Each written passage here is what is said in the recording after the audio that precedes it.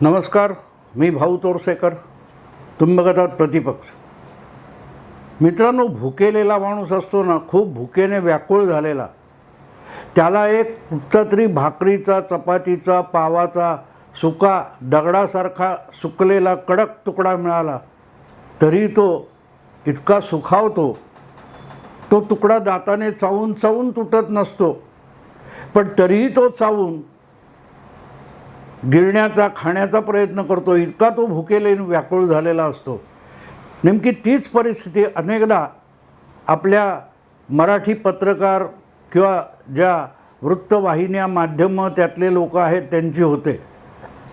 तसं नसतं तर जाता जाता कुठले तरी कॅमेऱ्यासमोर आले आणि मनसेचे संस्थापक अध्यक्ष राज ठाकरे यांच्या पत्नी शर्मिला ठाकरे यांनी एक अर्धवट वाक्य बोललं तर त्याची इतकी मोठी बातमी झाली नसती की जी सगळ्या चॅनेलवर अगत्याने दाखवली गेली. त्याचे अर्थ सांगण्याचा प्रयत्न झाला. आदित्य ठाकरे यांच्याविषयी जी SIT वगैरे चौकशी, दिशा सालियन प्रकरणात वगैरे नेमली जाणार आहे, तो विषय होता. आणि शर्मिला ठाकरे म्हणाल्या की मला वाटत नाही आदित्य असं काही करील. आम्ही सुद्धा या अनुभवातून, वाईट अनुभवातून गेलेलो आहोत. प्रश्न असा आहे की आदित्य ठाकरे असं काय करणार नाहीत, एवढं वाक्य उचललं गेलं आणि आदित्य ठाकरेच्या मदतीला काकी काकू धावल्या. याचा खूप बागुलबोवा करण्यात आला, ब्रेकिंग न्यूज करण्यात आल्या. पण त्याच्या पुढचं जे वाक्य, अर्धवाक्य होतं की आम्ही सुद्धा या वाईट भयंकर अनुभवातून गेलो आहोत. आणि ज्यावेळेला शर्मिलाताई किंवा शर्मिला वहिनी आम्ही सुद्धा त्या अनुभवातून गेलो असं म्हणतात, तेव्हा तो अनुभव त्यांचा व्यक्तिगत नाही, त्यांचा तो कौटुंबिक अनुभव आहे. आणि त्याकडे कोणी फारसं लक्ष द्यायला तयार नाही. ओझरता उल्लेख देऊन सोडून देतात. किणी प्रकरण वगैरे असं बोलायचं, संपूर्ण टाकायचं. पण याकडे सुद्धा आपण जर गंभीरपणे बघायचा प्रयत्न केला तर शर्मिला वहिनी या खरोखरच आदित्य ठाकरे याच्या बचावासाठी मैदानात उतरल्यात का? तसं असेल तर त्या हिरिरीने त्यावर तपशिलात बोलल्या असत्या. राजकारण समजून घ्यायचं तर राजकारणात बोललेलं ऐकून चालत नाही, तर बोलण्यापलीकडे राहून गेलेलं काय आहे ते शोधावं लागतं, तर राजकीय बातमी बनत असते. इथे जाता जाता शर्मिला ठाकरे आदित्य असं काही करेल असं वाटत नाही असं म्हणून त्यांनी तो विषय गुंडाळला. पण त्यापेक्षाही अधिक जळजळीत असं पुढचं वाक्य आहे की आम्ही पण या भयंकर वाईट अनुभवातून गेलो आहे. आणि तो वाईट अनुभव काल परवाचा नाही आहे, काल परवाचा नाही आहे. तो तब्बल 27 वर्ष जुना अनुभव आहे. 1996 सालचा अनुभव आहे. किणी प्रकरण असा ओझरता उल्लेख करून चालणार नाही. राज ठाकरे हा त्या काळातला अगदी उगवता नेता होता शिवसेनेतला. शिवसेना भाजप युतीचं सरकार आलं होतं आणि त्यावेळेला राज ठाकरे यांच्याकडे भावी शिवसेना प्रमुख म्हणून बघितलं जात होतं. कारण त्यावेळेला राज ठाकरे हे सभा गाजवत होते आणि उद्धव ठाकरे हे शिवसेनेच्या क्षितिजावर सुद्धा नव्हते. त्यांच्या बरोबरीने दिसायचे. पण हातात भगवा झेंडा असण्यापेक्षा उद्धव ठाकरेंच्या हातात त्या कालखंडामध्ये कॅमेरा असायचा. आणि अशा वेळेला राज ठाकरे यांना रमेश किणी नामक एका व्यक्तीच्या संशयास्पद मृत्यूमध्ये गुंतवण्याचा प्रयत्न झाला. आणि तो गुंतवण्यासाठी जे हिरिरीने लढत होते ते सगळे आज पत्रकार, माध्यम आज तितक्याच हिरिरीने आदित्य ठाकरे यांना वाचवायला पुढे धावत आहेत. आणि म्हणून तो जो अनुभव, भयंकर वाईट अनुभवातून आम्ही सुद्धा गेलेले आहोत, म्हणजे माझे पती आणि मलाही जावं लागलं आहे, असंच शर्मिला ठाकरे सुचवत आहेत. त्यामुळे ते पुढचं वाक्य टाळून अलीकडचा तुकडा दाखवून ब्रेकिंग न्यूज होत नाही. उलट तर मी जेव्हा हे समजून घेण्याचा जवळजवळ काही तास प्रयत्न केला तेव्हा माझ्या लक्षात आलं शर्मिला वहिनी ह्या आपल्या पुतण्याला वाचवण्यासाठी पुढे आले आहेत, यापेक्षाही त्या अतिशय धूर्तपणे मुत्सद्दीपणे ते वाक्य बोललेले आहेत की आदित्य काही करेल असं वाटत नाही, आम्ही पण असल्या भयंकर वाईट अनुभवातून गेलेलो आहोत, तितका वाईट अनुभव आदित्यच्या वाट्याला आलेला नाही असं त्यातून सूचित होतं. आहे लक्षात आलं का? आम्ही सुद्धा यापेक्षा भयंकर वाईट अनुभवातून गेलोय.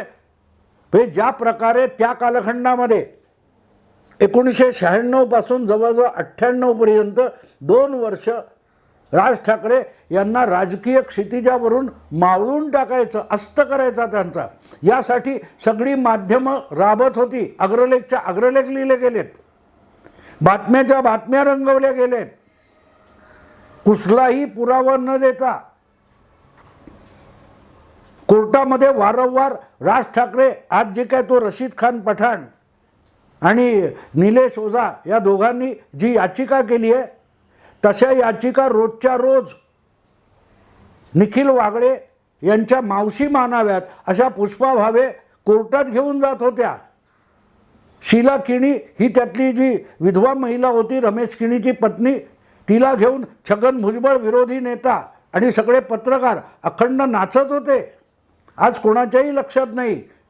मध्यंतरी एकदा कधीतरी शीला किणींचा मृत्यू झाला तर माझी त्यांची अलीकडच्या काळात भेट नव्हती असं पुष्पा भावे म्हणाल्या होत्या.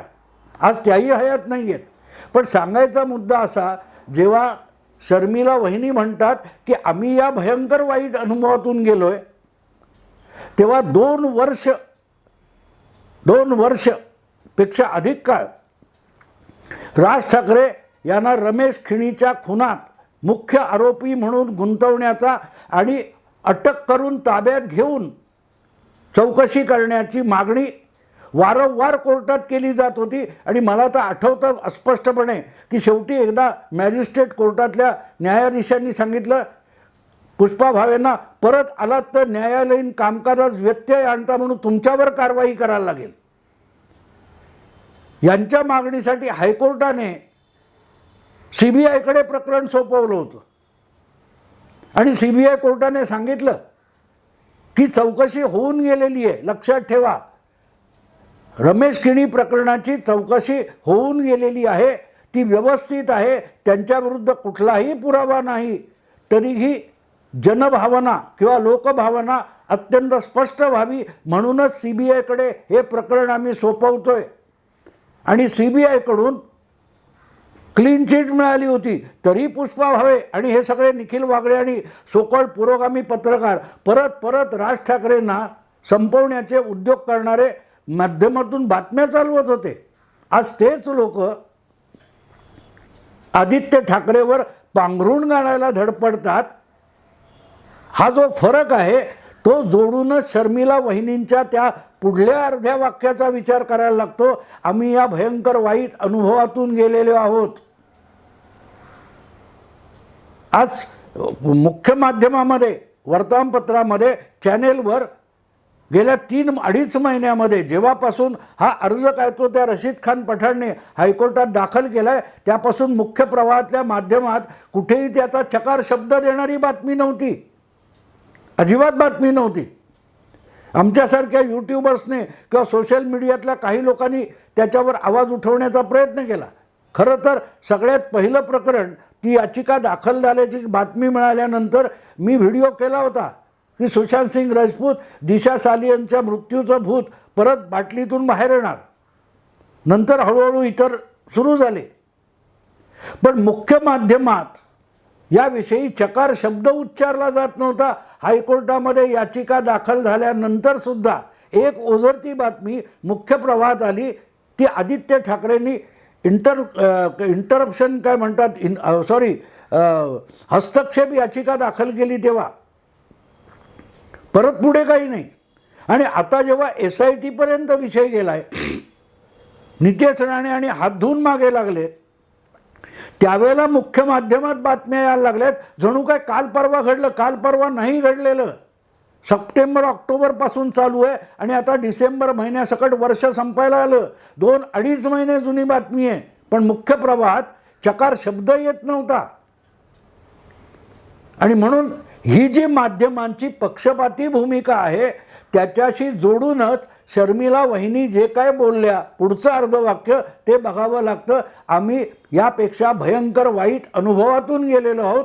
म्हणजे आज जे सगळे तोंडात बोळा कोंबून आदित्यला पाठीशी घालतायत ते सगळेच्या सगळे तेव्हा हात धुवून आमच्या मागे लागलेले होते, राज ठाकरेंच्या मागे लागले होते. राज ठाकरेंची राजकीय कारकीर्द संपवायला कंबर कसून उभे राहिलेले होते सगळे संपादक पत्रकार. आणि म्हणून त्या यातना 27-26 वर्ष जुन्या आहेत. त्या आजही त्या जखमेवरची खपली धरलेली नाही, सुकलेली नाही. हेच शर्मिला वहिनींच्या त्या पुढच्या वक्तव्यातून जाणवतं. आम्ही या वाईट भयंकर अनुभवातून गेलेलो आहोत. आमची बाजूसुद्धा कोणी ऐकायला तयार नव्हतं. मला आठवतं त्यावेळेला रमेश किणी प्रकरणामध्ये रमेश किणीच्या ज्या जागेचा हिंदू कॉलनीतला प्रश्न होता त्या जागेचा ओरिजिनल भाडे करू रमेश किणीचा मामा आणि मामी बेळगावहून मुंबईला आले होते आणि त्यांना रिट्झ हॉटेलमध्ये उतरले होते. तर ते आपली जागा मुळातच रमेश किणी आणि त्याच्या पत्नीने कशी बळकावली आहे हे सांगत होते. यासाठी पत्रकार परिषद घेतली. त्या पत्रकार परिषदेत त्या मामा आणि मामी रमेश किणीचे मृताचे त्यांचं वक्तव्य कोणी छापायला तयार नव्हतं.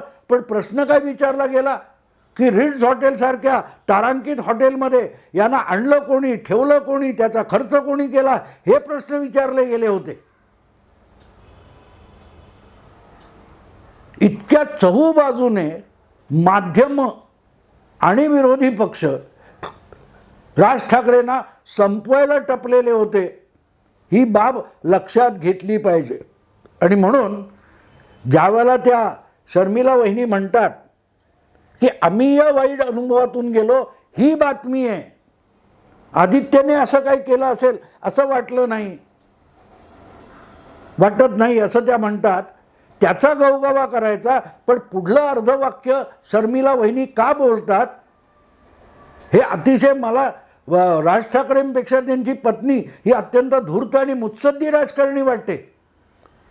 ज्या पद्धतीत हे एक मोजक्या शब्दांचं वाक्य शर्मिला वहिनी बोललेत ते फार मोठं अर्थपूर्ण आणि दीर्घकालीन अर्थपूर्ण आहे.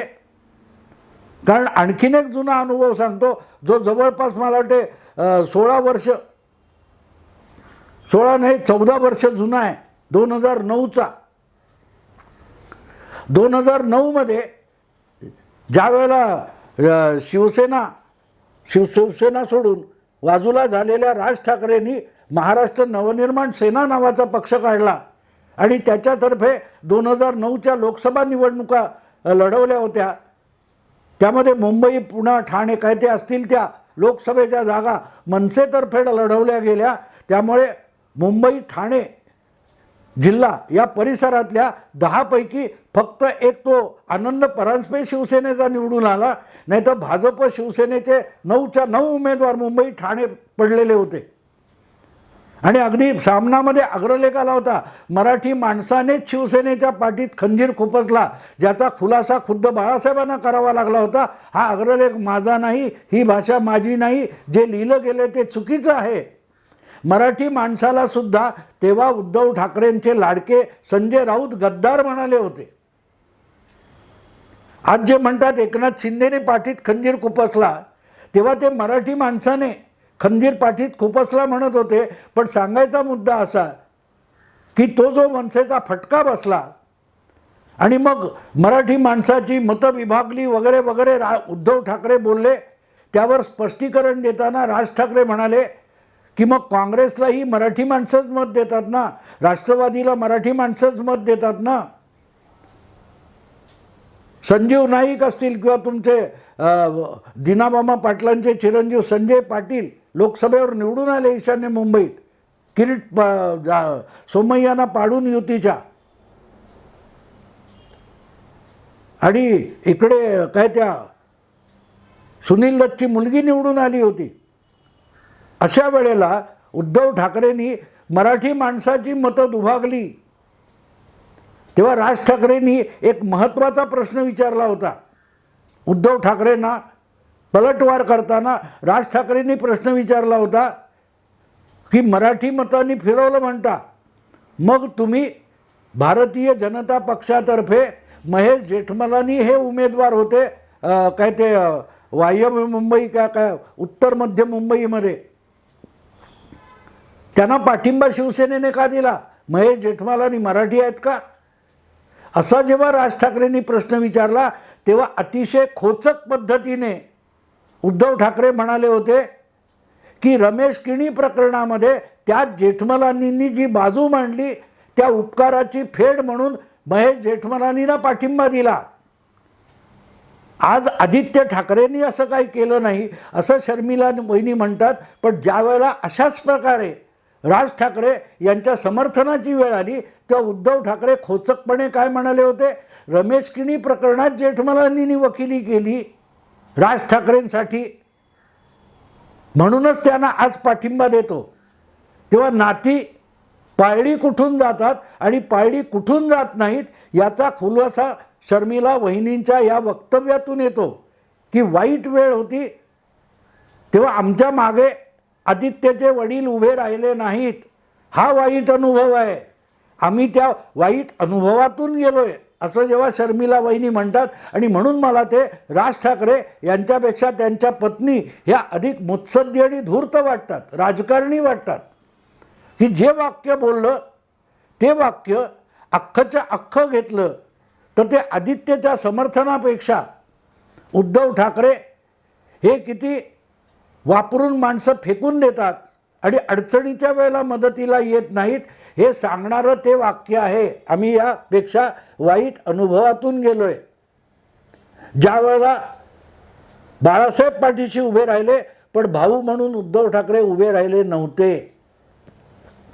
अर्थात यातला बारीक सारीक खूप मोठा तपशील आहे.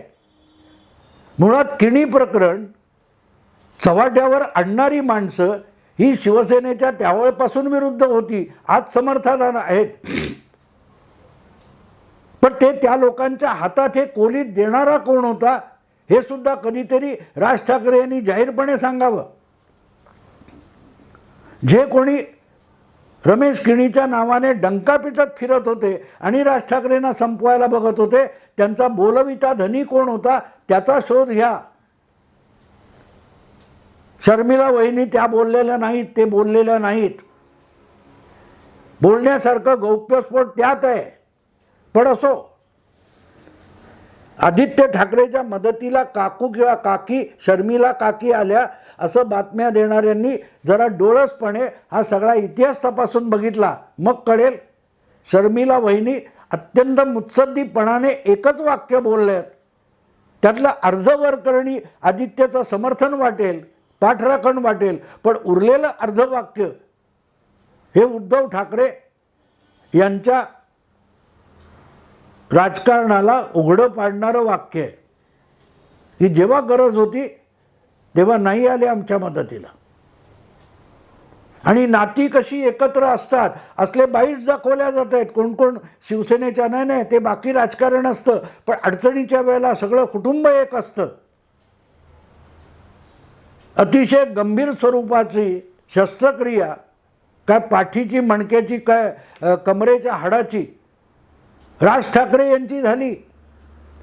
ते घरी आले. सेना भवनापासून हाकेच्या अंतरावर 500 पावलावर राज ठाकरेंचं शिवतीर्थ नावाचं घर आहे. सेना भवनात येणारे उद्धव ठाकरे एकदा तरी भेटायला गेले का आपल्या या भावाला शस्त्रक्रियेतून उठलेल्या? नाही गेले. पण तोच भाऊ दुसरा नातं सांभाळणारा हा उद्धव ठाकरे यांच्यावर एन्जिओप्लास्टी काय बायपास करायची वेळ आली तर अलिबागला आपल्या पक्षाचं शिबिर सोडून काकांनी बोलवलं तर परत आला होता. आणि 2 दिवस त्या लीलावती काय कुठच्या हॉस्पिटलमध्ये उद्धव ठाकरेंची शस्त्रक्रिया होईपर्यंत राज ठाकरे हे लीलावतीमध्ये थांबून होते आणि त्यानंतर घरी पोचवूनच आपल्या घरी निघून गेले होते. भावाभावाचं नातं राज ठाकरेंनी टिकवले.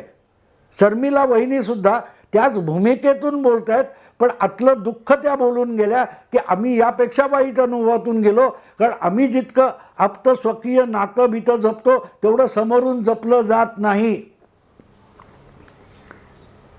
2022च्या गुढीपाडवा मेळाव्यानंतर मनसेच्या कोणीतरी एका पत्रकाराने प्रतिक्रिया विचारली, तर ती प्रतिक्रिया नाही देणार असं म्हणू शकला असते आदित्य ठाकरे, पण ते म्हणाले संपलेल्या पक्षाबद्दल मी बोलत नाही. 1.25 वर्षात शिवसेना पक्षच संपायची वेळ आली. हे आदित्य ठाकरे आहेत आणि त्यांच्या मदतीला काकी धावून आल्या.